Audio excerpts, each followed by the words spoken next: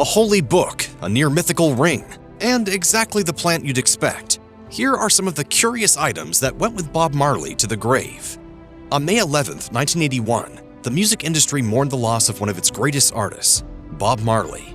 The Jamaican singer and songwriter contributed to the worldwide popularization of reggae music in the 70s, gaining international fame together with his band, the Wailers.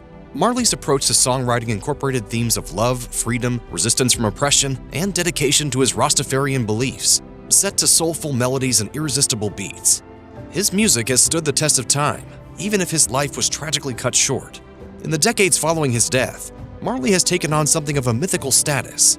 Though he was simply a man, his contributions to music and the ideals he dedicated his life to left a mark that continues to proliferate around the world. Then Jamaican Prime Minister Edward Seaga was among those who spoke at his funeral.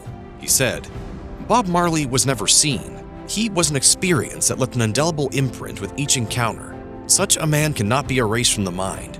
He is part of the collective consciousness of the nation."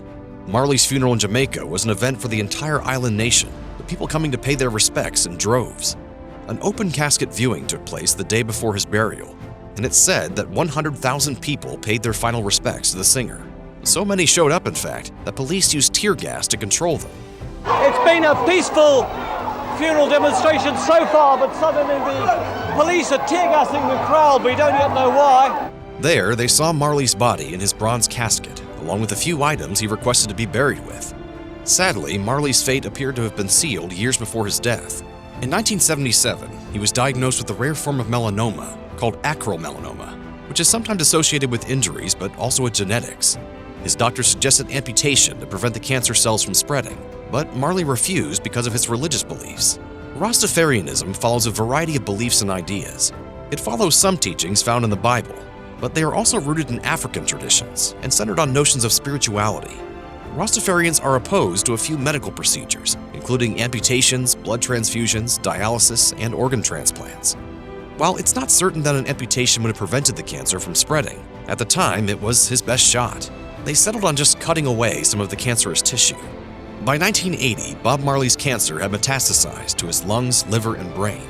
He went to Germany to undergo unorthodox treatments, which helped him prolong his life for a few months. When his health deteriorated, he decided he wanted to return to his home in Jamaica. But he didn't make it. Instead, he died in Miami, Florida at the age of 36. Marley's body was flown from Miami to Jamaica, and a state funeral was held on May 21, 1981, at 9 Mile, the village where Bob Marley was born. The late icon was displayed in his casket with items that were important to him. Wearing a wig made of his dreadlocks that had fallen out from cancer treatment, Marley's body was positioned with one hand on his Gibson Les Paul guitar, which he often used while performing. The other was placed on a Bible open to the page for Psalm 23, also known as a Psalm of David. Marley was also wearing a ring that is said to have belonged to Haile Selassie, the Ethiopian emperor who Rastafarians believe to be God incarnate. The ring had been gifted to Marley from Ethiopia's prince, Asfawasan, and has a black stone with the Lion of Judah. Marley is said to have never taken it off, and it can be seen on the album cover of Legend, The Best of Bob Marley.